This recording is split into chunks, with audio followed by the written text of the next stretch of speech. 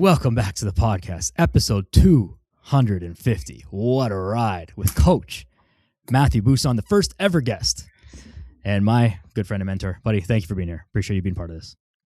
Absolutely, man. Thanks for having me on again, and congratulations to you. I remember episode 1 was like, all right, where's it going to go? And you're just like, consistency, baby. That's it. That's all it is. So congrats, man. 250 episodes. That's massive. Thank you. I remember, so a couple things, even on the note of the consistency, I've been less consistent recently. Like there's even been a month gap for this episode, just like different priorities and things shifting around in life stuff and taking another look at it. But that's a story for another day. But I remember a funny thing, like the first episode that we did together, which was, you were the first, it was like, I think 10 or 11 of the whole thing.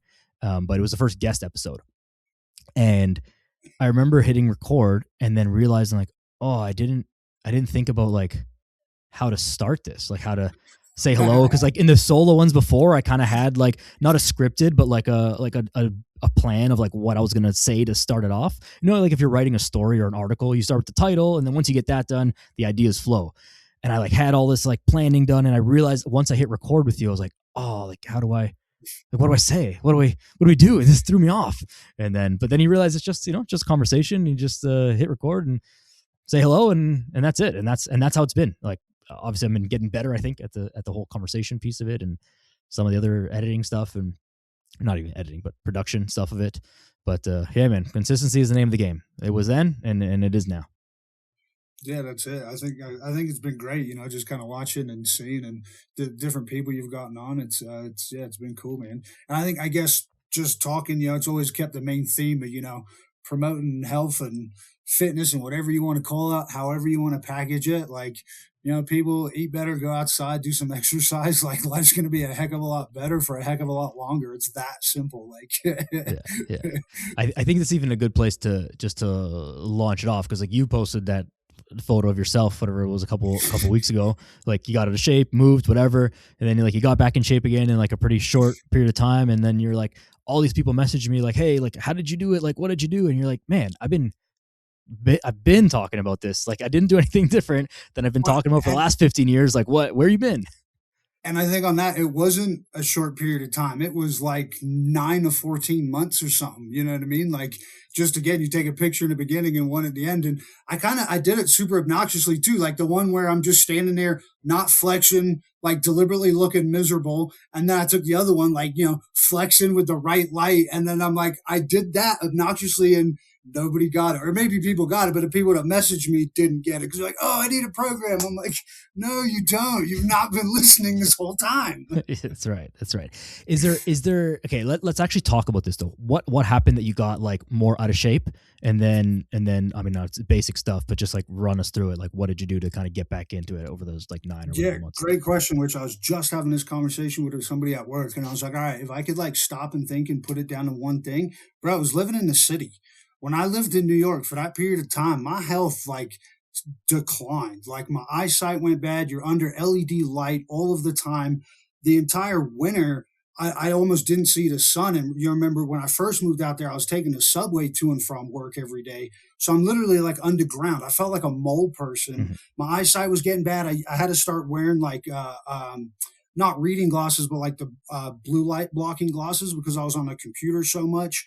And then as soon as we moved to Colorado, man, it was like night and day difference. Like I was outdoors a heck of a lot more. I mean, obviously now we live up in the Rocky Mountains, so I'm like outdoors a heck of a lot more.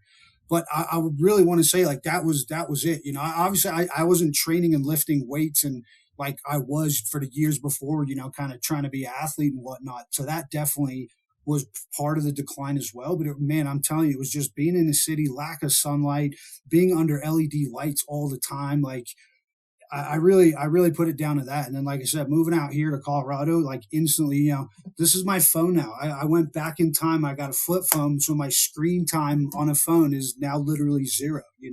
My eyesight has improved just in the last few months of doing that, like I really just think that was it. So you kind of got, and I'm getting older, but it got to a point where I was like, all right, yeah, I'm getting worse. I need to try to start getting back in shape. And then it was just start, it wasn't doing anything crazy. It was like, all right, do 10 push-ups today, 20 tomorrow, 30 the next day. Like I haven't even had real access to like a big, massive, lifting gym, but just do body weight stuff, touch your toes every once in a while, do some stretching. It's do the bare minimum. And again, a consistency like you're talking about with the podcast in the first place is that's what adds up in time. And that's what I was trying to imply in that post. And again, posting the obnoxious, like before and after, deliberately trying to make it look totally opposite.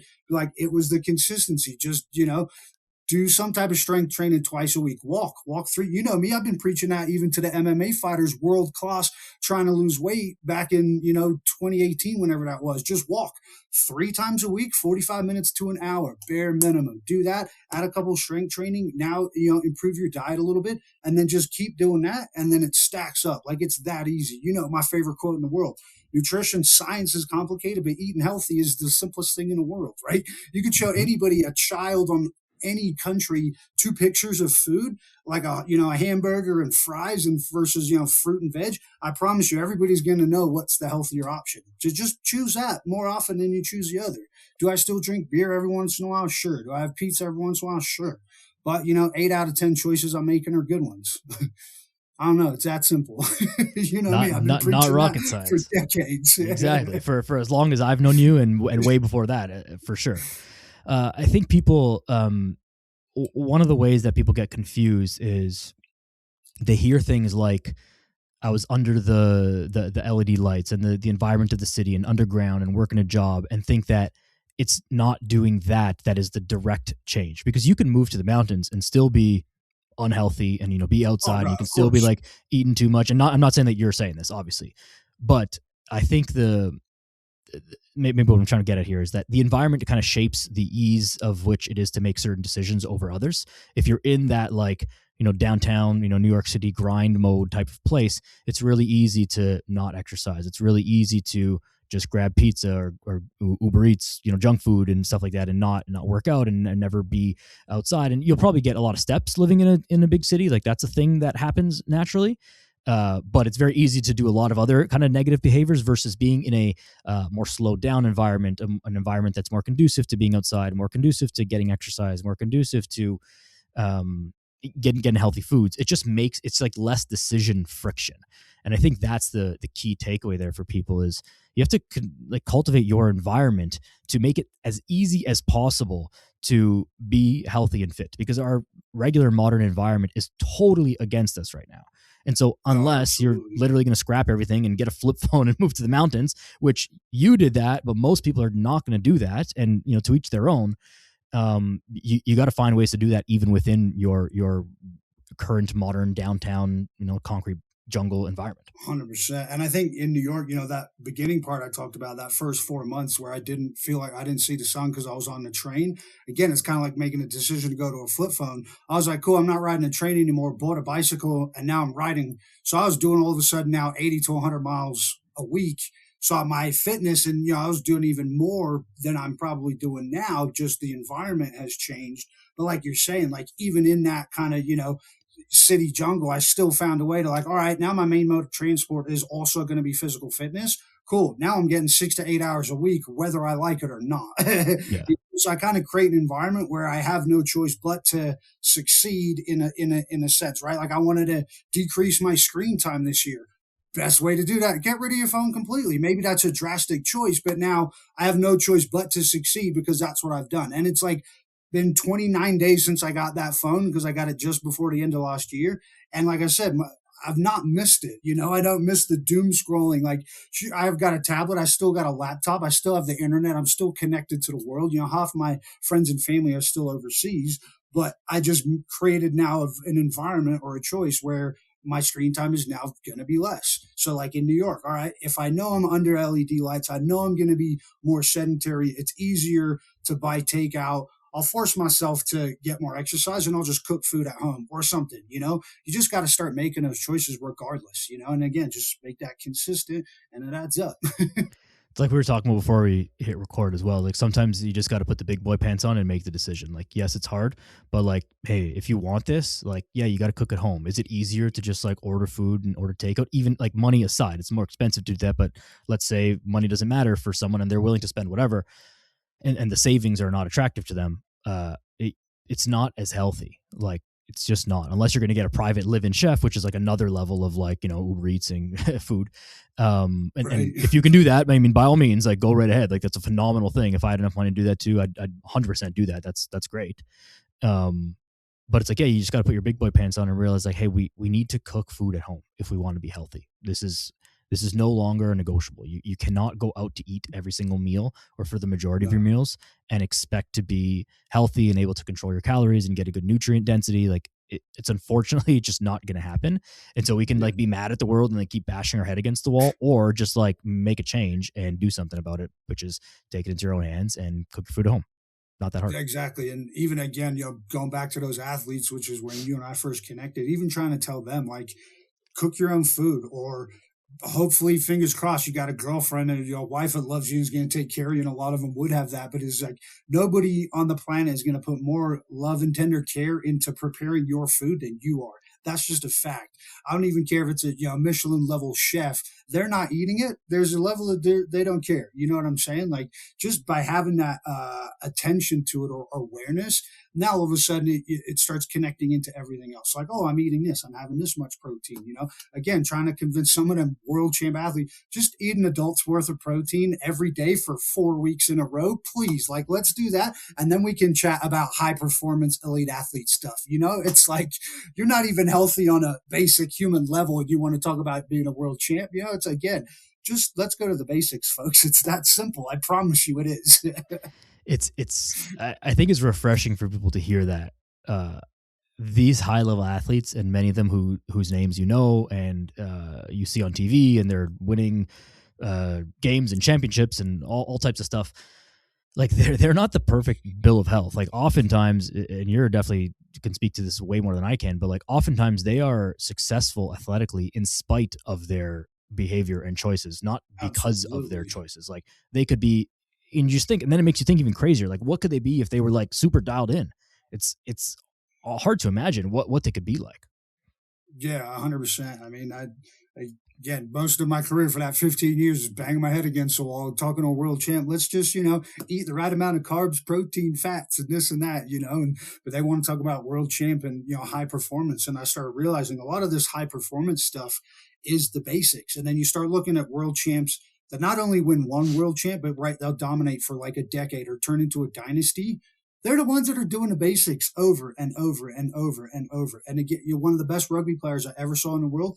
Every single practice, he would have the same little routine, like pre practice and post practice. And you know what he would do post practice immediately was some kind of carb intake. He would eat a banana, have a protein shake, right? Like whatever it was. And again, it was just the simplest thing. He went over in the corner and just did it. And I would just sit there and watch. And I'd be looking at all these rookies. I'm like, you have greatness right here in front of you, doing the absolute most human basics that we've been preaching, and they're just, I'm going to go over here and do more, run more. I'm like, honestly, you probably need to do a whole lot less, especially a lot of those MMA fighters. They're living in burnout and fight or flight and cortisol levels through the roof. A lot of those guys, and this isn't a secret at all, from like the 90s to early 2000s, their cortisol and hormones were so messed up. A lot of them couldn't have kids, and this is like post like career, because all of their levels are kind of like down in the dumps. So it's again, you need rest. You need rest. You eat a boatload of protein, drink a boatload of water, have a ton of salt, and chill out for a few weeks, and then all of a sudden everything starts going back to normal.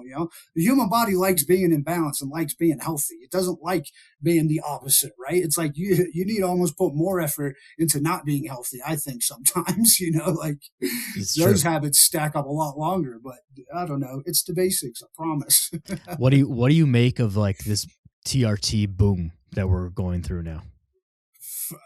I, I, again, it's one of those instant. If an athlete is taking any type of substance like exogenously, I'm instantly looking at, all right, what are you missing leading up to that? Like, what are you not doing? Or like, you're needing TRT, sure, but are you drinking enough water every day? You eating enough protein every day? Or again, is this now becoming like a must? And I think that's where again a lot of the issues, and a lot of those athletes want to talk about performance enhancing things.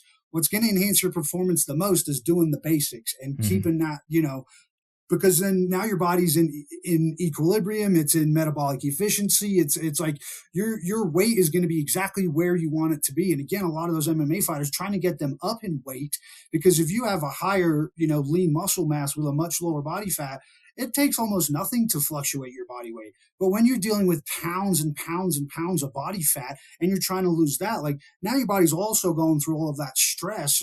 Again, you remember back in the day, I would talk about these fighters being an 8-week fight camp. I'm like, 6 weeks of that fight camp was fat camp. Like all you were doing was trying to lose weight, and a lot of them back then, hopefully it's improved. Again, I don't really know. Some of the stuff I still see floating around on social media, I'm like, God, we were talking about this back in 2010 and it's not gone away, But anyways, I digress. Totally forgot my train of thought. There's just some of the stuff that they were doing that's like doesn't make any sense, and they're trying to look for the shiny object that like, hey, if I get this, back to the TRT, exactly. So I think again, there's could be medical reasons. I think a lot of guys, and again, I just turned 37, which was the whole point of me posting that. Like I'm now closer to 40 than I ever thought I was going to get to. So I'm testosterone and things like that are naturally going down. There's a ton of ways to improve it naturally before I'm ever going to even think about touching TRT. And this is, even like years down the track. Like I want to be the Jack 60-year-old that's just eating protein and, going outside and doing, natural, normal things. I'm not against TRT. I think, sometimes there are medical reasons, again, with me, with a lot of things, if I think you got to kind of take it case by case versus this giant, big umbrella thing. But generally my opinion is first, let's look at a ton of other things that we could do first and stack those. I think another thing, people don't stick to things long enough to see, like a program. I did it for 3 or 4 weeks. Do it for 3 or 4 months and then tell me it doesn't work. You know what I'm saying? Like you got to look at things much more longer term than I think a lot of people generally do. Again, we live in a world that we want things now. I want to think about it, and then I want to, deliver by Amazon to my door by that evening. I think, again, I'm trying to go back the opposite way. That's why we moved to the mountains. I don't have Uber Eats anywhere near around me anymore, again, to get rid of, say, like the phone. Just put yourself in an environment where you don't have those things anymore, if that's what you need to do. But again, I digress. Yeah. So I guess the answer to TRT, not really sure. Yeah. It's interesting to me because it's crossed over like so much more mainstream, like not so much athletes, but just like I have people asking me and guys who are around my age and around 30, they're like, hey, should I be taking this? I'm like, man, like you haven't worked out in 8 years. Like, what do you mean? Should you be taking TRT? Right. Like, exactly. Like, yeah, point. you right. can, and like maybe, but like, oh, I got my testosterone tested and I'm low. I'm like, yeah, but again, you haven't worked out in 8 years. You're like 30. I could have told you it was low by looking at your lifestyle. You know right. what I mean? Right. Like, yeah, and that's like, like a harsh thing. It's not actually, but like in today's environment, like that's a harsh thing to say, but like that, but that's the truth. Like you don't exercise, you don't eat well, you don't sleep right, you don't like generally take care of your body. Like, yeah, of course your testosterone's low. So instead of like, we don't really try and boost it. We just need to stop. We need to try and stop lowering it. Like stop doing things that are diminishing it. Like get out of your own way, and your body will be normal. To be lower. Yeah. If you live the normal human lifestyle, which includes daily exercise, which includes daily outdoor time, which includes eating healthy whole foods and all that stuff, your testosterone will be fine. And if it's not, then there's like another issue, and like that can be addressed. Like I'm the same as you. I'm not against it. Like to each, do whatever you want as long as you're not harming other people. But even still, if you're trying to be super effective with it, it's going to be more effective if you're generally more healthy. If you're still not sleeping right and you're drinking a few times a week and like eating fast food, TRT might help a little bit, but it's not gonna solve all those problems. You're still gonna have underlying health issues. Your number on your blood test of your testosterone is gonna be higher, but like, so what? You're still gonna feel like crap. Yeah, exactly. And again, I think it really just comes to diet and lifestyle. Lifestyle. In hygiene, and again, and what are you reading and digesting in media and politics or whatever it might be. You know what I mean? I think a lot of people just get stuck in that kind of dopamine hit again with the phones and the doom scrolling and stuff. I think a lot of that kind of is related and linked in a lot of ways. Yeah, 1,000%. Constant hit of dopamine and just quick fix. I think so. Yeah, a lot of friends like you mentioned. A friend hit me up like, oh, I saw a doctor and he recommended TRT. Of course he did. You see a surgeon, he's going to recommend surgery. That's what they do. That's how they get paid. I don't get paid anything anymore. I don't even take money for consulting. I'm, again, me, now I got nothing to lose, right? Like Yep. everything I've been preaching has been right. Look at me. I'm now, a beacon of health at 37. And even then, I don't even think I'm in that great a shape right now compared to where I have been, and that's what's kind of scary too, is seeing other people my kind of age or even younger. And somebody at work the other day thought I was in my 20s. I'm like, cool, I'll take that. Yeah. Again, just do the basics. Like, what's your health, skincare routine? I hydrate, lemon, lime, salt. Been preaching that since 2014, baby. 12 years. Let's go. Yeah. Yeah. Following the money, it like clears up a lot of answers. You think like, well, why does everyone talk about peptides, of all types of peptides now? It's like, well, because there's clinics on every corner that are selling you peptides. And so like, there's a lot of money to be made. There's like a big boom because it's kind of unregulated. Like the financial side of that is when it's unregulated, it's not exactly illegal either. So they can get away with this. There's a lot of ways to get around it from a tax perspective. There's a lot of ways to get around it from the importing and distribution of these. There's a lot of rules that they get around. It's like if you are, what's a good example of this? If you're like, this is not even exactly true, but it's like if you're a physiotherapist, you are not licensed to do like a manual adjustment like a chiropractor is. In Canada, it might actually be different rules in the US, but it doesn't matter, as an example. But if you're just a nothing, well, it's like, I can't, like, who are you going to get mad at? Are you going to sue me? You can't, I don't have a governing body to say that, like, if I'm just a guy, I don't have a governing body to say, oh, I'm going to take your physiotherapy license away because you did an uncontrolled act. It's like, yeah, but I have no governing body anyways. So the peptides kind of fall under the same umbrella where there's so much money to be made. And I think people don't really understand this. And that's why it gets pushed so hard. And it's like, man, if it was just this easy and these are all like natural things, and I'm not against them. I think I'm actually super interested in it from a health perspective and from a scientific perspective. But like, let's like slow down a little bit. Everybody just slow down. If you haven't exercised and you're not eating well, like the reason that you're not feeling good is not because you're missing some 3-letter peptide that you've never heard of before. Like that is, I promise you you that that's not the reason why. Like it might help you a little bit, but like there's other stuff. Yeah. There's bigger levers to pull here. More. Exactly. What's probably going to help more is, let's stack a whole bunch of good habits and food for 6 months. I promise you that's going to help make you feel a heck of a lot better than any other type of, kind of short fix, quick fix, injectable, whether, TRT, peptide, whatever they all are, I think peptides kind of have a place and I spoke a lot of peptides way back in the day. Cause again, they've been a gray area for decades. They're illegal, but a lot of people don't test for them. So you don't think athletes are taking it if they know they're not getting tested for it? I promise you, I'm going to shatter your world in sports if that's your line of thinking. Like it's not the case at all, and like you're saying, I think a lot of these are now in mainstream. Just click the link in bio and see if they're getting a commission off of it. I think it's as simple as that. Like what do I get commission off? Selling electrolytes that I actually use that I found that are great, 100% natural. Like that's pretty much about it. And my stance on that. I think there's a lot of people out there, and I've seen athletes. You remember way back in the day, and I talk about this all the time. It's a perfect example of them rubber bands with the hologram. And LeBron James was wearing them. All these athletes were wearing them, and it improved. I don't even remember. Like it improved flexibility, this, that, and the other. And it was literally just a junk like rubber band jewelry type of nothing, like a magnet in or something, 5-cent thing, and they were selling them for like they made millions off of it. It's like you just dupe people, make your money, and disappear. It's like not for me, man. That's why I hate this industry. Yeah. I mean, I think anyone who, if you're trying to be, and this is a bit of a blanket statement and maybe a little bit silly, but it's like, if you're trying to like really educate on peptides and talk about that stuff, to be the most honest, you have to also not have a financial interest in the sale of them, right? If you're like super interested in them as a researcher and you want to talk about them and educate on them, like by all means, like go right ahead. But if you're also making money off it, it just becomes so questionable. It's like, it's hard to trust that. Yeah. And you know what, to each their own, make your money and like do your thing. But if I'm looking at something like, yeah, of course you say that all these things are good. And like, there's 17 different peptides that I should be taking. Like, come on, people can't even take like 2 or 3 different regular supplements. You get someone to take vitamin D, magnesium, and zinc. It's like, oh, I can't do this, but you can inject yourself in the butt 17 times a week. Like, give me a break. I also don't understand that line of thinking either. Like people that would rather take a medication and like eat some fruits and vegetables. Like okay, I guess we're just going to live in different worlds on Earth here.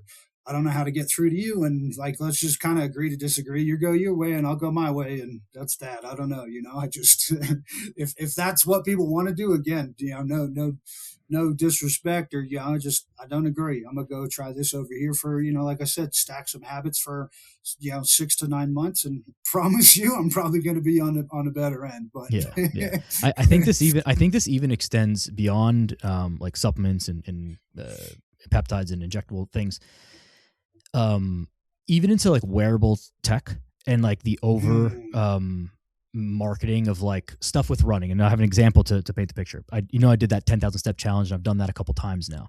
The most recent round, we've kept the group chat going. It's been pretty good. And one of the ladies in the chat was asking yesterday, like, hey, I've noticed she's been doing, so the last one ended like a month and a half ago, and she's been still like doing it. Nice, good for her. Yeah. And she's like, I noticed I noticed my endurance. Like I'm able to run longer and like faster now, but I haven't changed anything with my running.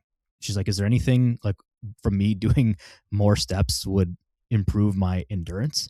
And someone who is on Strava and has a Whoop and has a this vest and has a this thing and has like all this tech of how to update running and this program and that. And it's like, just do a lot more movement during the day. She probably lost a little bit of weight, which obviously is going to help with running performance, and just like the kind of more zone one work type of thing. Yeah, and it's like, like I was talking about, yeah, 3 times a week, 45 minutes to an hour. That's it. Start there. Exactly. And it's like, these are the simplest things, but it's like, it takes a little bit of time to get there.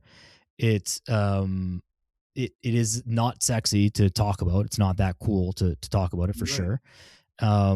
And you have to pay attention a little bit to notice some of the benefits, because it's not instant, right? You inject your butt, you inject something, and it's like, I feel different. Okay. And then what? Then you just keep doing that for forever. And yes, you have to keep walking for forever. You have to keep exercising for forever, of course. But zero downside is the difference, and zero cost. I think, and again, I think a lot of what coaches and trainers are dealing with out there is much more psychology. I think, at least for me, much more psychology than I thought I was going to deal with going into that like field and profession, where it's like, I remember, the clients that got the best results was because I was able to convince them, all right, here's your goal for 3 months. Sweet. We're going to do that in 6 months. Because the reason why we're going to double that is because you're going to actually stick to it, rather than, like rebound 3 months and then rebound back right away, and I'm sure you've seen that. We talk about it tons of time. That's what I don't like about a lot of those like fitness challenges, this and that, and they're drastic and extreme. And it's like, it's not based on longevity. So again, it's like, whatever your goal is, double that. That's what we're going to talk about.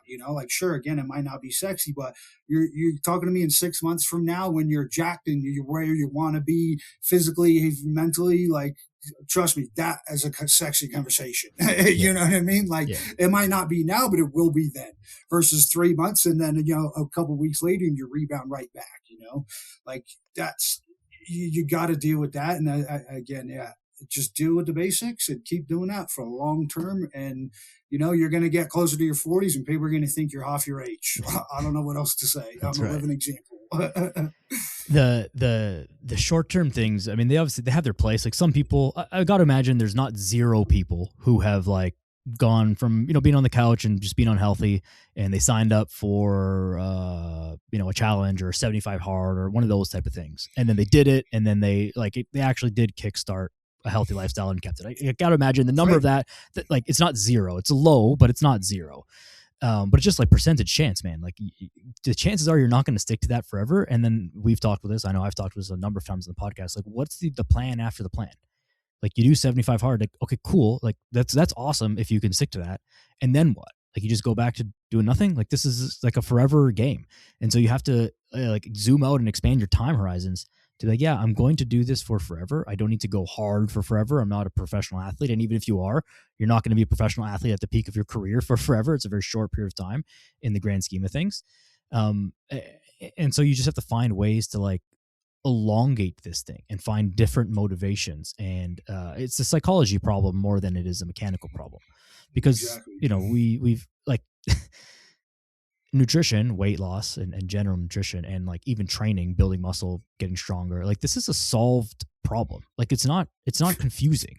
Like Yeah, thank strength you. coaches will That's such a great way of putting it. like, dude, strength coaches and fitness people like will argue about stuff like this whole optimal training thing. Like it's mostly nonsense, and it's like moving the needle Mostly. very, very little, and for a very small percentage of the people anyway. It's like, oh, if I do my lat pull downs at this angle instead of this angle, I get 3% more. Like, who cares? It just doesn't matter. No, now I lost my train of thought. But it's a solved problem. Like that stuff doesn't matter, and Yeah, it's I not love changing the that. game. I And so love like that. we know how to do this. The only thing that we haven't solved, like as a blanket for humans, is how do we get people to psychologically buy in, everyone, and get them to stick to it. That's the trouble that we have. Like I think in today's society, we know how to lose weight. Every single diet loses weight, reduce your calories. Like you'll get there. This is not rocket science. But it's like, how do we Absolutely. stick to it? That's the tricky part. I really, yeah. Again, I think I talked about this on the last episode, right? It's like, I promise you, you don't need to know more. You just need to do more. Like, again, if you got a phone, you have access to every piece of information ever. Like you just said, and I so eloquently put, it's a fitness and health and this and that. It's a solved problem. We know what to do.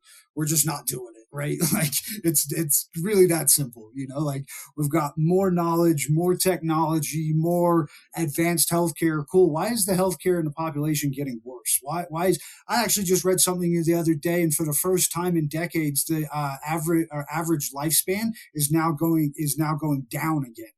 Mm-hmm. So again, like, cool, we've gotten so technologically advanced, we've gone backwards, and we're now back to square one.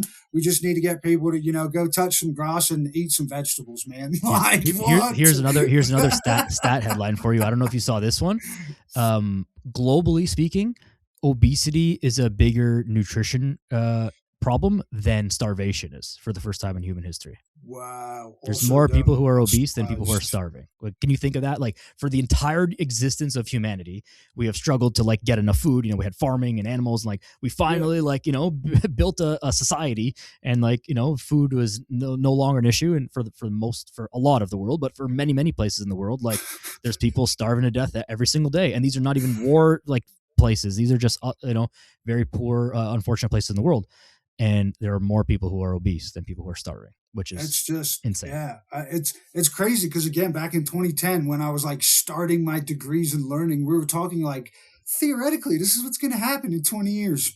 It ain't theoretical anymore. Here we are, like that's nuts. I also, yeah, I'm totally not surprised. I think in every aspect of everything right now, it seems we're just drowning in too much information, too much food, too much this, too much that. Like, why are we producing? I think I read, and this was again maybe 8 or more years ago now, so it's probably even more. But it's like in the U.S., the amount of food they produce would be enough for every person in America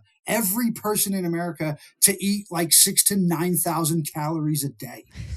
Like, that's how much is produced. And then it's just like, think of the waste. Like, Yeah. and then if you've ever worked in food and beverage, or if you ever worked in hospitality, like, it's mind blowing the amount of food that gets wasted. And again, it's just for what? Like you're saying, we got people out there starving. For the first time in history, we got more people dealing with obesity than starvation. And again, I'm honestly not surprised. We saw this coming decades ago. And I don't know. The only thing I can think of now to counter is just I got to live by example, and I'm just going to keep preaching this till the day I drop dead. Yeah. Hopefully some people down the line listen and start realizing it. Find their own, and maybe that's it too. I had a kind of health thing and was prescribed meds, and I had to go on my own journey to find the answers. And every answer I found was natural, and it was outside. It wasn't through allopathic medicine and pills and this and that. That's not where I found my kind of salvation or health. I found it elsewhere. So I think a lot of people are going to start getting to that as well, because, like we're saying, everything seems to be going opposite direction. And if you don't want to be that, cool. Here's a whole bunch of information. You know what to do. You just got to start doing it. Put it to action. You don't need to know more. You need to do more. Which is this whole concept is the thing that, and it's, a small part of the contribution of like little lapses in the podcast lately, but it's like, there's more fitness information out there than ever before. And we are losing this battle badly against like unhealthy lifestyle and obesity and all this stuff. Like there's more trainers than ever, more nutritionists, more content and more access to information. Like it's so much, it's overwhelming, but Hmm. we're losing the battle. And so I think like, what are we doing wrong? Like I'm part of this, you're part of this, like our trainer friends and areas, we've all contributed to this and we've all definitely helped lots of people, but it's like as many people have you've helped, tens or hundreds or thousands.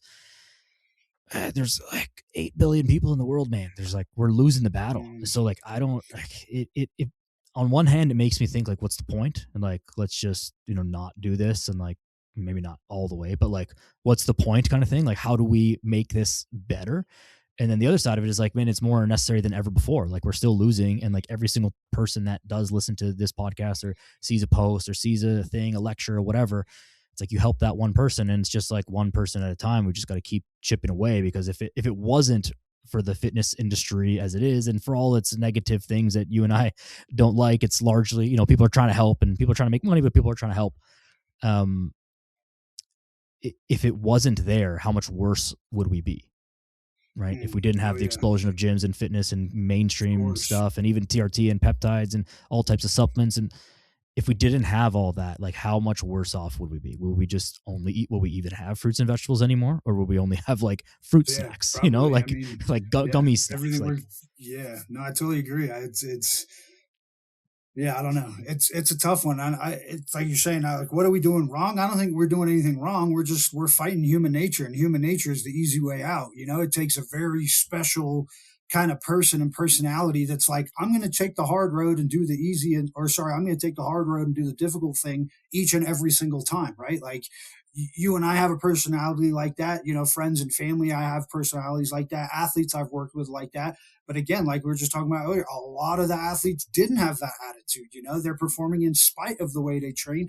And like what are the percentages on athletes and semi-pro athletes that never make it to professional, right? It's like astronomical more not making it that are making it. You know what I mean? So yeah, it's again, I don't know if we're doing anything wrong. I just think, unfortunately, we're fighting against human nature and we're fighting against, the easy way out and, survival. It's what we've been designed to do. And, if we get comfortable and now we're in a warm house, we want to stay in that nice warm house. Again, who's crazy that wants to go put on a jacket and go on an expedition out in the storm? yeah. Me, I do. I'm insane though. It's true. It's true. I mean, I think maybe the thing that saves us is just like, we have to get to a tipping point, and it has to become, and I've actually seen a little bit, I don't know how like accurate this data is, but like Gen Z or whatever the generation like under us is they're drinking alcohol less. They're like actually using their Oh phone. They're yes. actually like using their phones less, which seems counterintuitive. You think that the kid, like the teenagers like today, whoever's like 15, 16 years old right now, would be like on their phone even more than we were. Because when we were that age, well, you're a couple years older than me, but like Instagram kind of just came out like when I was in high school, and like no one really Mhm. had data on their phones. Like smartphones weren't really a thing, so it wasn't like as big of a deal. But then I saw my younger brother, who's 8 years younger than me. For him, it was like way more in his group of friends and video games and phone stuff. But then I think the 15, 16-year-olds now, from what I've seen online anyways, is that they're like just using it less as like a form of rebellion. It's like, no, that's what like the older kids do, like my older brothers and cousins and uncles and stuff, and that's what they do, and that's like not cool, so I'm going to go the other way. And so maybe that's the thing. It just has to be a cultural shift, and this is where the like environment thing kicks in. Is like, if it's no longer cool to like be Uber Eating and just playing on your phone all day, then that's going to be way more powerful than anything 100%. that you or I or anyone else can ever say on a podcast and give like the best nutrition info ever. It's like, man, if it's just not cool to do it, then you'll stop doing it and you'll like go find other more productive things to do. No, absolutely. And I think, yeah, you bring up a great point. I remember the last podcast we talked about, one of the younger girls I worked with was talking about, like, wait, I'm not going to accept, my mental health over a job. Like that example. Two Mm-hmm. of the girls I work with now in the office, like, literally give me hope for the future. They're both like under 25, but they're exactly like what you're talking about. They don't drink. They're barely on their phones. They communicate again because they're like, I'm sick of texting. Everybody texts and miscommunicates. I want to talk to a human again. Like they'll pick up the phone and call. Where I think, right, we had that generation that had anxiety when the phone would ring, right? So I think, like you're saying, there's a tipping point. We're going back where the younger generation is realizing like, wow, these old folks are like mad and pissed off and stressed out all the time. I don't really want to be like that, and good on them. I think that's great.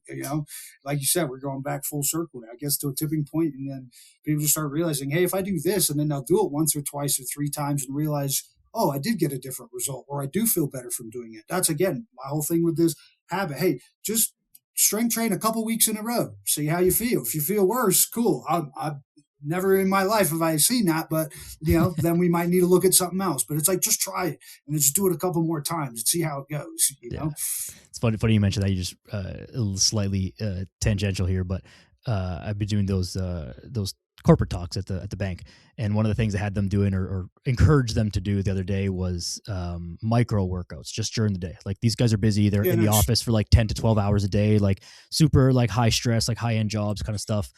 I was like, you guys, like, it's hard for you guys to get workouts in. So like, do your, short workouts that we talked about, but like during the day, you guys got to have like push-up competitions in the office. Like, just get on the floor, do a bunch, like for 3 minutes, do push-ups, go run up and down the stairs once or twice, like go outside in the building, come up, like just micro workouts, just move around a little bit. And they're all kind of like, they're kind of looking at me funny. And I'm like, listen, guys, I know I'm not the corporate guy. I know I'm not the one in the office, like wearing the suit, and like, these are not my coworkers. So like, it's only weird if it's only weird if you think it's weird. And if everyone does it, it's not that weird. But also it's like, just try it. Like, at worst case, you wasted 3 minutes of your time. Best case, you feel way better and your performance is way higher. So like, this is a pretty outsized, trade to me. Like, I think that's a willing, a gamble you should be willing to make. And same with strength training, same with water. Like, drink 2.5 liters of water, drink 2.5 liters of water a day. Do that for 3 weeks. Tell me what happens. Worst case, you peed a couple extra times. Best case, you feel amazing. Like that. Like it's just so easy. Yeah, I remember, when I was managing in New York, a bunch of coaches and trying to teach them to get buy-in, like with their clients. Oh, dang it. I totally lost my train of thought. I keep doing that. That's okay. Getting buy-in, micro workouts, drinking water, short little challenges, being weird in the corporate office. It's totally gone. Doesn't matter. All of those are great though. On that, like micro workouts, I used to call them neuro snacks. So like, you eat a protein snack, do a neuro snack, drink your protein snack while you're doing, 30 reps of calf raises. It's as simple as that, when I was at school in London, all those students with me used to laugh and like think I was just an absolute weirdo because I'd always take the stairs or the escalator. Like, they'd always take the lift, or if we're on the escalator, I'd either like walk up and down it while they're like going up, or I would just stand there and do calf raises, and they'd be like, "You're crazy." I'm like, "I guarantee you I feel better." Oh, that's what it was. I got it. Came back there. Trying to get buy-in for your clients. All you got to do is tell them, and this is what I tell every single person. I've never met a human in my life that has improved their health and felt worse. It's as simple as that, right? Very true. That not the only thing on this planet that I can guarantee an ROI is you investing in your health? You're going to feel better. I don't know anybody that feels worse getting healthier. That does not make sense, right? Like, 100%. I don't know. I would love to see that. So yeah, if you break it down like that, just try it. If you try, like you said, do this for 3 weeks, do that, drink some water for enough weeks in a row. If you don't feel better, please let me know. Like, exactly. I guarantee you're going to feel better. Yeah. If you don't, there's a chance there's something else bigger that's missing, or there's like a medical, like there's an emergency, like something's really wrong, like if that's not helping. Absolutely. Yeah. And that was, even as simple, again, going back to those MMA fighters and looking at their like hormone levels. And it was simply, a lot of that came from like the vertical jump test, right? Because their nervous system was completely fried. You've got a world champion caliber athlete that, trains wrestling, Muay Thai, blah, blah, blah, and they can't jump more than 3 inches off the ground. Something's seriously wrong here. We need to do some, more digging. And then, like you say, exactly right. There's something, oh, wow, your cortisol levels are through the roof and you got the testosterone of like a 4-year-old. Well, we got some issues going here. And then you come to find out it's like, your diet's been terrible. You've been literally living in fight or flight for like decades, Yeah. So it's like, all right, we're going to get some protein and fat and salt and water into your diet. You're not going to train for a couple of weeks or minimal or, low distance stuff. And all of a sudden, wow, look at your vertical jump. We improved it, right? That's where you get your performance guys. We improved your vertical jump 9 inches. No, you're just not in a state of absolute fatigue anymore. Right. Right. You're functioning like like a normal adult human. Oh, and you just happen to be really stinking athletic as well. Now everything's working like it's supposed to. Right. 100%. Just because you mentioned it there, and I don't want to let it go away from my head, because this is another one of those common like buzzword kind of things is cortisol. Why? I mean, we know why people's cortisol, people just stressed to the gills. But what does that mean for them, and how do they lower it? And I know what you're going to say, but get rid of stress less, do something that is going to stress less. Cortisol is just a marker of stress. I guess now it's a buzzword, but that's what we looked at back in the day as markers of recovery in athletes, right? Like if you have higher than normal cortisol, something was then indicating something's going wrong, or you're getting lack of recovery. And then a lot of the terminology kind of started changing. I remember from like burnout to like you're not recovering enough. Same thing, semantics. You're just not functioning like you're supposed to. Cortisol's messing up all your other hormones. Yeah.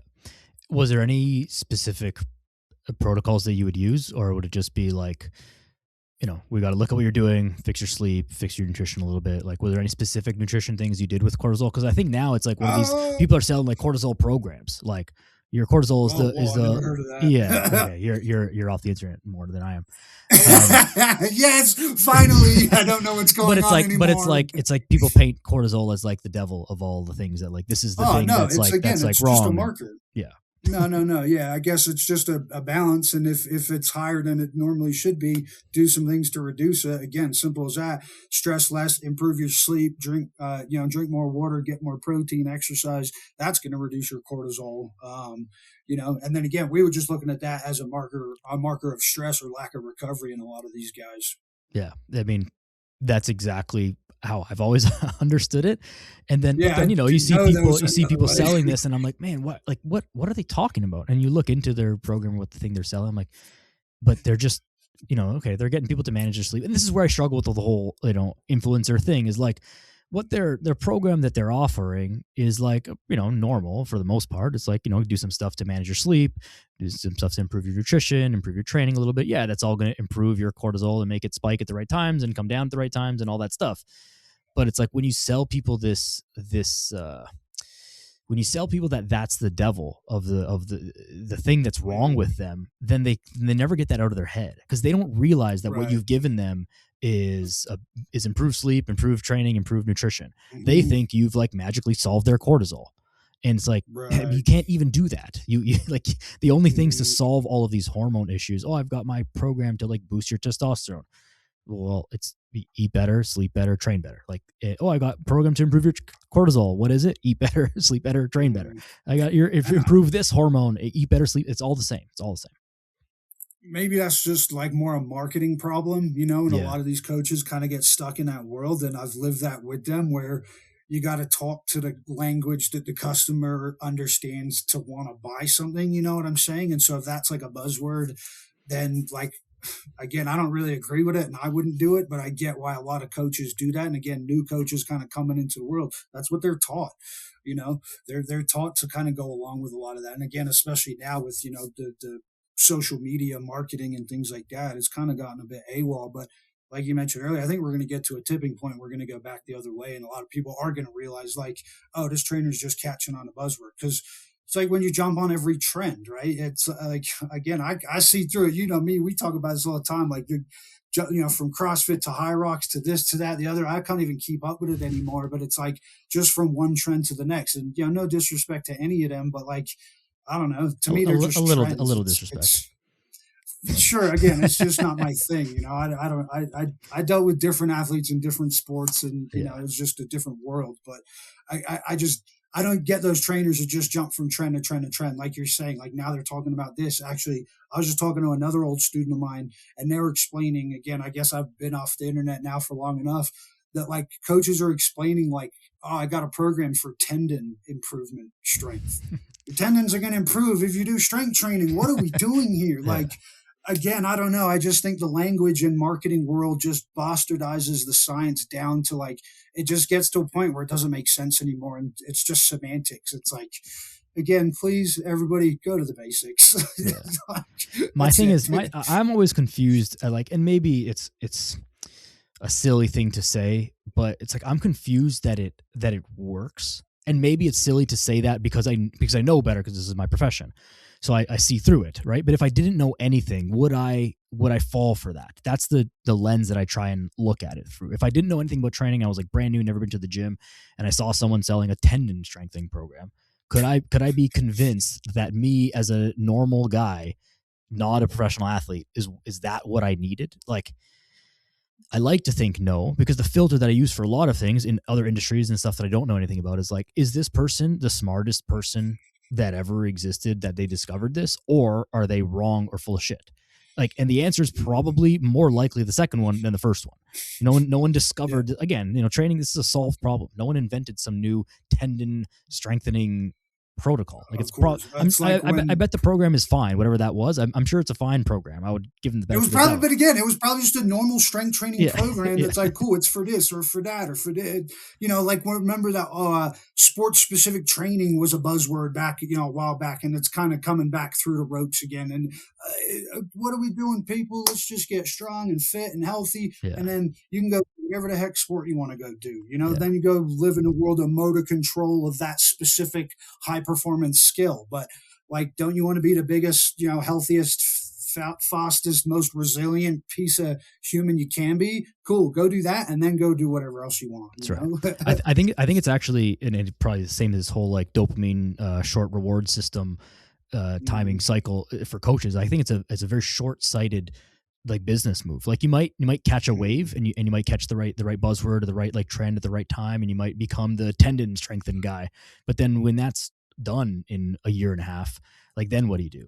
Then you have to catch the next wave and then tell everybody. Exactly. You jump on the next. But then you got to tell everybody that you were wrong. You got to put out this apology video. Oh, we used to think this, but then we think, well, they probably don't. But like, if you were following this person for long enough, you got to put out a thing saying like, oh, I was wrong, and now it's this, and then you repeat that cycle. Versus people like us, not to toot our own horns, but who are preaching the same things over and over and over again, year in, year out, through all the trends.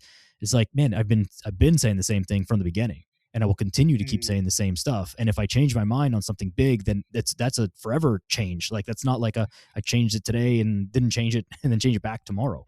And so I think over enough time, the people who are constantly flip-flopping on trends and stuff, like they can't possibly stay in the industry and keep helping people. It's going to fizzle out, and people are going to find them for frauds, because you're just chasing like something that doesn't exist, versus you get someone who's been saying the same thing for 10, 15, 25 years. It's like, oh man, this must work. Like, this guy can't just keep saying the same thing for 20 years and be wrong about it. Like, it's financially impossible. You wouldn't be able to have a business if you were doing this for 20 years and you were wrong. It's just impossible. But you can do something for a year and a half, make some money, and then just like when the well runs dry, you jump to the next thing. And so if you again look at things over a longer time span, you stick to the basics, you stop following the trends, you're gonna do better business wise. I think, anyways. I mean, I haven't been around long enough to see that through, but that's what I think.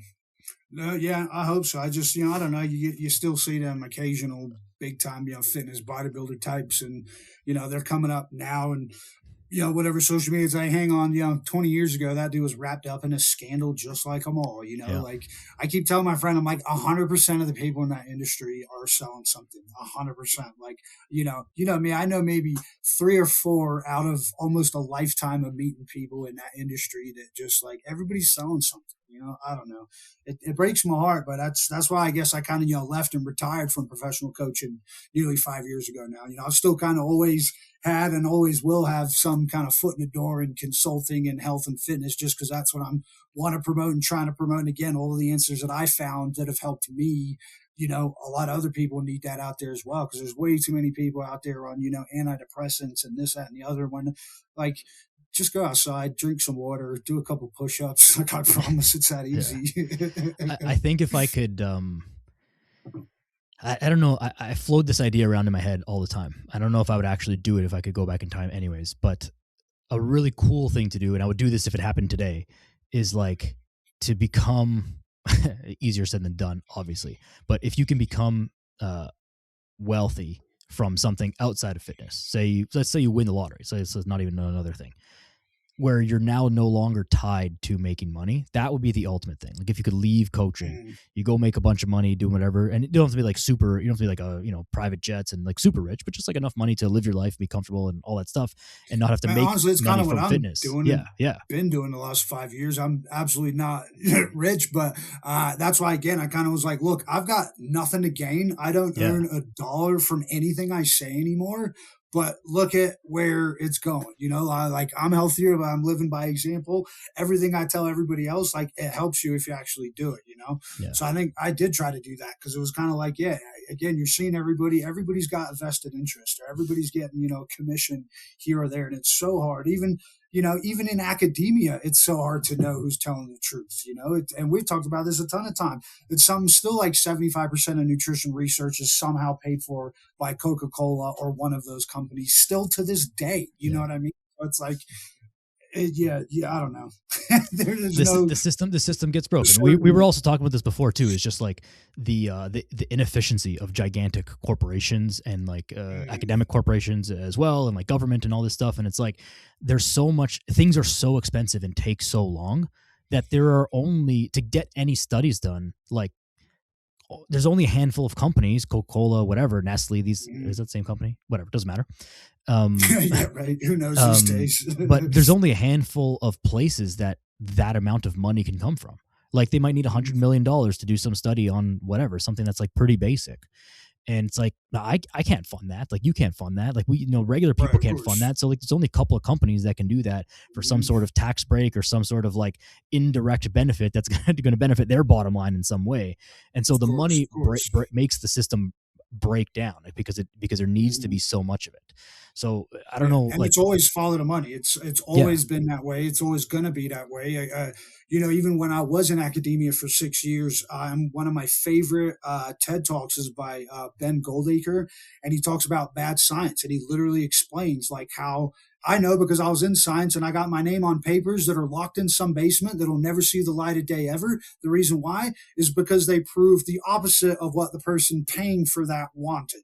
So they just never publish it. And then I was on a very small little sports science world. So I cannot even imagine how big it is and bad it is in, big time, government scale, like nutrition and health programs and things like that. Like people are like, oh, the numbers never lie. Then you haven't been in academia or statistics long enough. Like you can make numbers tell any story you want.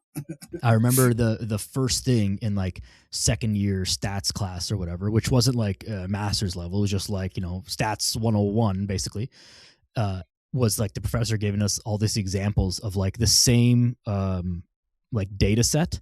And then he just manipulated it in a bunch of different ways and showed like different filter. Different. Yeah, he filtered it. And I don't remember the exact examples, but like, see, if you do it like this, it looks like a 1% increase, but you could do it like this. And it shows that it 4x'd in size. And it's like, well, which one is it? It's like, well, it just depends on what you're trying to show, because they're all like technically mathematically accurate. It just depends what kind of story you're trying to tell. And so you gotta be able to look through those things. And when I was teaching, I would have a class every Wednesday or a part of class every Wednesday. I would call it Wacky Wednesday. And it would just be like, I would get the students to like nominate or throw me or send me a link, whatever, like YouTube video or some like scientific person. And basically we would just sit there and debunk it. And just be like, this is why that doesn't make sense. This is why that's wrong. I was like, you guys are like university level students. You need to be able to have this level of discernment. And like, and again, I would always tell them too, don't even believe what I'm saying just because I'm saying it. Go and research and question everything I'm saying as well, because like, otherwise what's the point? Like, to me, that's what science is, right? It's a method of investigation. It's not some thing that you believe in. Again, 5 years ago, follow the science. Cool. Please tell me more. Tell me more about follow the science. Again, like I just said, what about all the articles that are locked in university basements, just rotting away to never going to see the light of day? And every once in a while you hear of somebody getting published in Nature magazine, and that's a real bad one. If they find you frauded it, you'll do prison time for that. And every once in a while, every couple of years, you find out and you hear about somebody that gets caught out again. It's a wild world. you gotta be super critical of everything, and maybe even more so now with AI, because it's like if you ask AI about stuff that you know about, you will find that it has gaps in its, and maybe at some point like it will be perfect and completely flawless in all industries, maybe, but it's not. I don't think it's there yet, and doesn't have the the context of human condition and all that kind of stuff. But if you ask it, like, I don't know if you have, but I've, had conversations with it, which feels strange to say, but you ask it stuff about like nutrition or fitness stuff. And it's like, man, it's not really correct. Like, I wouldn't say it like that. Right. It's not like totally wrong, but it's not really right either. And then it makes you think like, well, what if I was asking it about something that I didn't know about? I didn't know better to say that that's right or wrong. So you have to be just like super critical of everything. I remember one person I saw, they were posting about, I don't remember what profession they were in, but it was not related to health and fitness. And then they were like, I heard this expert in my field talking on the Rogan podcast, I believe. And it's like, oh, this guy was wrong about XYZ, but it seems like it was right.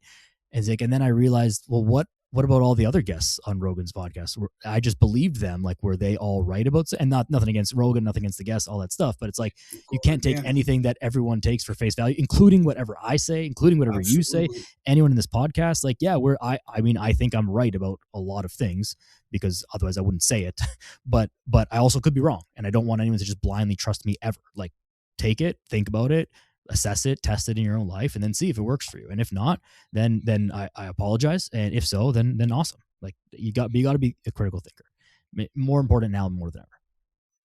Absolutely. I think with AI, it's like skyrocketed. Like, people send videos, you're like, that's not real. That's not real. And they can't tell, it's like, and maybe I can't tell either, with some of the AI. But I remember we definitely talked about this on the last episode I was on. The dead internet theory is 100% not a theory. It's reality. I just read the other day, they're estimating up to 40 to 60% of online traffic today is bots. 40 to 60%.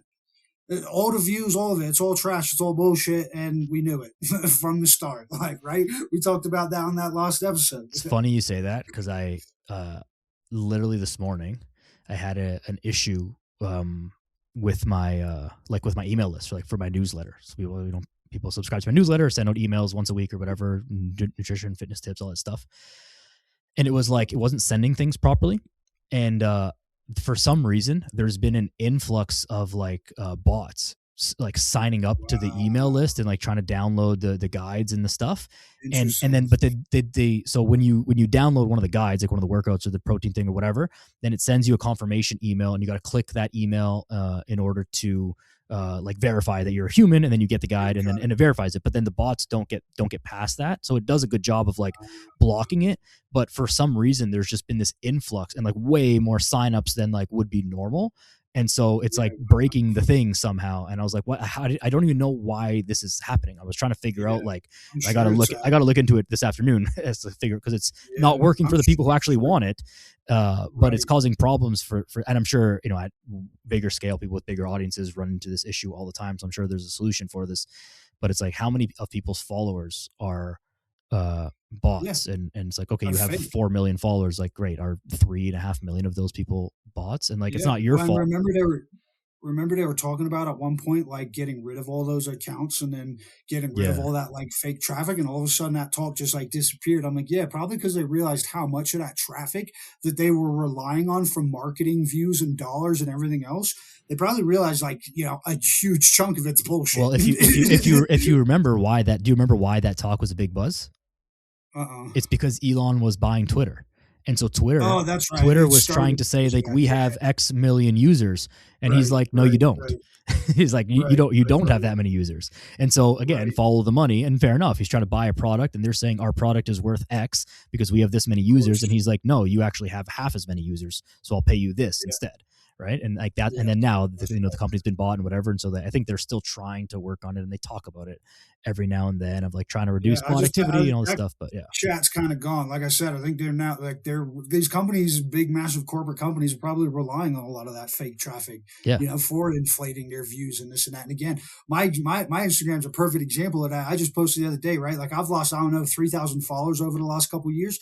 I still get sometimes 100 to 300,000 views just on my stories. Yeah. And remember, stories weren't supposed to be that. I had people telling me don't post more than 3 stories a day. It's all about reels. I fucking hate reels, and I'll post 20 stories a day. And I've been doing that consistently. Like, the followers are minimal, but the engagement on my account is massive. Yeah. And so, like, now that the couple brand deals that I have been able to get, just for some of these projects I'm working on in the future with some of the more outdoorsy stuff, like, it's I've been able to show them that, like, yeah, look, I might not have a lot of followers, but look at my traffic, and it's all organic and it's all people. Right. Because it's like friends and family and people that I'm talking to. It's not like fake bot traffic, because Right. I'm not posting reels to get hundreds of thousands of like fake views, Right. Like, And I think it's a totally different. it is, like, to anyone who questions those things, I can also say that, like, I get emails weekly about for the podcast and saying, like, hey, we found your podcast, we can like boost your views, we can boost your this, you can boost, and I'm like, but I don't like, what do you are you going to people's houses and like playing the podcast on their thing? So it's not real people. Like, it somehow algorithmically will like make the podcast have more plays or more whatever, and more then views, more views, whatever.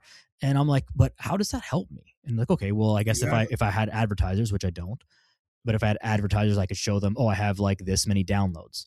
Well, that's what it's for. But then at the end of the day, it's like, if I said I had 1 million downloads a month and I can show that with a screenshot, well, if I promote their product and no one's buying it, well, obviously I don't have 1 million downloads a month. Like, it doesn't, like, at some point, like, the outcome is the only thing that matters. Like, you can have a lot of views, you can have a lot of followers. And it's like, if you have 1 million followers and you have 3 comments on your post and 12 likes, like, you don't have 1 million followers.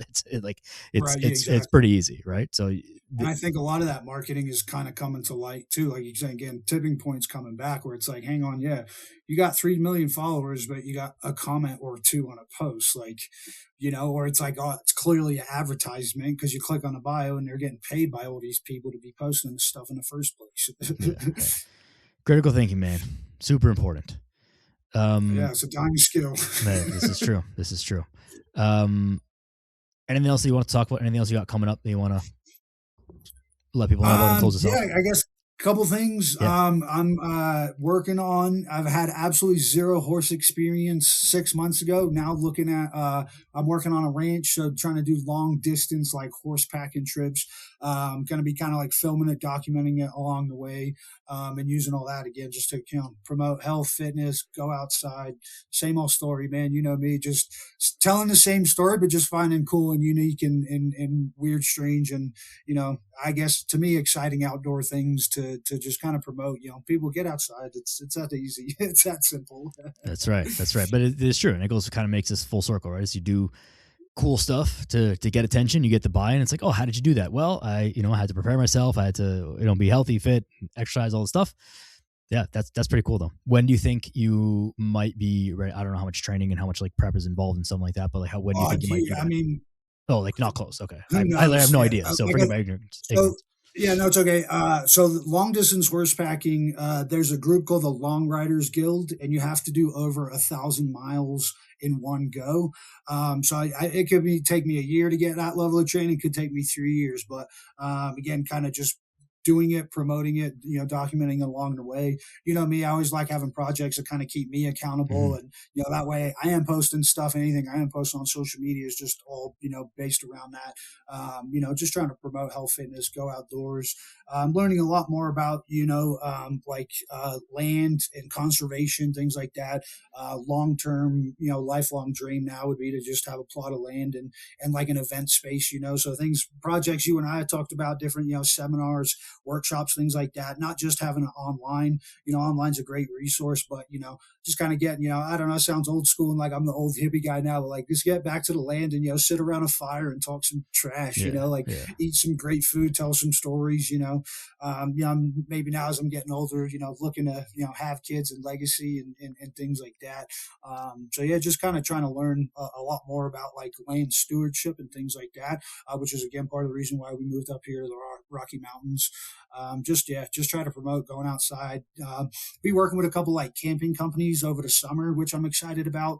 Again, just working on a couple little just content media, just unique, different kind of projects.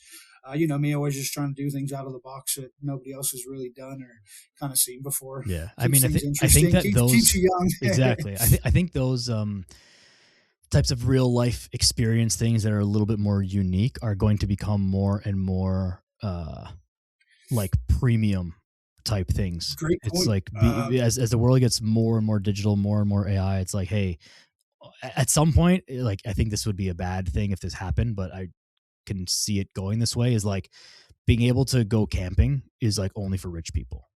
you know? I mean, companies are trying to make it that way, with like epic passes and the way the ski Yeah. resorts are Oh going and yeah. things like that. But great point to mention on that note. I read somewhere the other day that like health wellness experiences are about to be like $1 trillion business, which we kind of saw way back when I was working in a fitness boutique. And again, reasons why CrossFit and High Rocks has worked so well because it's based around community and like human experience. Yeah. I think that tied to like wellness and holiday wellness because people are so stressed out at work now.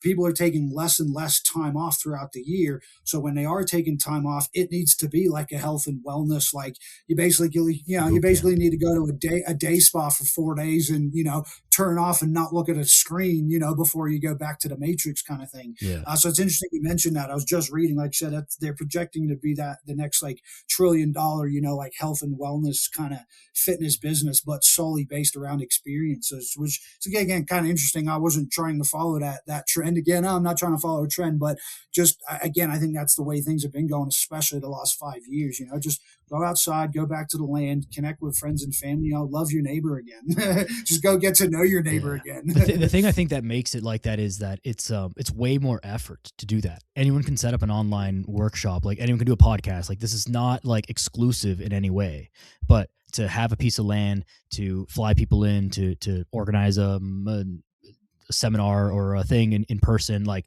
there is a way higher level of effort and a way higher barrier of entry or barrier Oh, to of entry course. for those type of things, and so they become like much more valuable, I think, than a lot of the online stuff. And so yeah, I Yeah, mean, absolutely. it's hard from a business perspective, and it's obviously expensive. Like anyone can just start an online business. It takes no, again, no barrier to entry, basically no money to do that, to buy a piece of land, to buy a building, to rent a building, to rent a space, to like have physical items, to do all this stuff is like, it's a lot harder and financially more difficult to do in totally different business and lifestyle and all this stuff, but potentially like way more rewarding. Exactly. And again, I think going for a like long term legacy, I would hope to eventually, if we did and made something that, if and when I'm gone down the road, somebody else would, take it over and keep it going. And that's why, again, the place that I work at now is really cool. The billionaire owners that bought it turned like 95% of the land into basically easement. So forever, nobody can build on that land. Nice. And that's kind of cool. Just kind of again, I think the way that we're not only going with cities now, but the way these data centers are popping up and the amount of resources and water and stuff that they're using and natural resources they take up. Again, I guess I sound like a hippie, but I think this stuff's only going to get more and more important in the future, man. Especially the way that the weather's gone. I'm out here in Colorado. This is the worst winter and snowpack we've had almost ever. And Yeah. so it kind of was like, oh, funny. Like this is kind of a little bit more worrying to like now it's like, now we're worried about summer and it's not, if something's going to go like, catch on fire, it's when it's going to catch on fire. Right. And there's so little water around. How bad is that going to be? But again, anyways, I digress. So that's kind of, the direction I'm going now is just always, again, health, fitness, stay outside, go outside, eat right. But now just kind of honing in a little, hopefully create a space that, can create, learning and education, I think, for lots of people for generations. That's the goal, I guess. That's right. And just living real life. I mean, that's how things were for a very long time, and it got us here for better or worse. And things, humanity prospered and we moved on, and so things were good. And so maybe just going back to a little bit of that, like just old way of living, just like what are we getting more stuff for? And being the richest man in the graveyard doesn't help anyone when shit gets real. Like having a lot of cash and money doesn't really help you either. My brother's been saying this as like a doomsday thing. He's like, what's the point of having money if things like shit hits the fan? Like you need chickens and bullets. Like that's what you need. You don't need like cash. Cash doesn't help you. Like you need chickens and you need bullets. So like that's what you need. And like, yeah, man, it's a funny way of saying it, but it's true. So yeah, you gotta be able to live in the real world. That's the end of it. Yeah, that's it. And again, I think living healthily is now like the new rebellious thing to do. Mm-hmm. For sure. Yeah. And as life goes on, you think more about it too, right? Different stages and different things. You consider your health way more. When you're young, you Absolutely. don't really care, and you get to a certain point, you're like, oh yeah, this is real. This is real important. This really matters. Yeah. Oh, it's a little stiffer than I remember. yeah. But even just like even more abstract than that, or more like higher level than that, is just like wanting to be around for a long time, right? Oh, of course. You see old people who like don't make it around, and you want to be around for your family and all that stuff for a long time. Like changes your perspective a lot. So yeah, I want to be here for a long time and for a good time. That's right. Hell yeah. All right, buddy. Let's wrap this up. Thank you very much for doing this again. I appreciate your time always, and all your insight and all your support over the years. It means a lot to me for sure, and to everyone who listens as well, because this podcast, in large part, wouldn't even have got to episode 250 without you, and without you guys, the listeners, as well. So I appreciate each and every one of you. What's your Instagram handle? Bousson.vision. Bousson.vision. That's right. And you can change it a few times, and I always forget.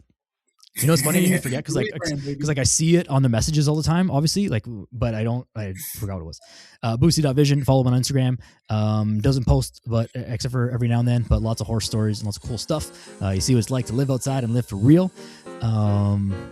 That's that. Like, share, subscribe. I appreciate each and every one of you for listening as always. Go outside, be a good person. See you next time.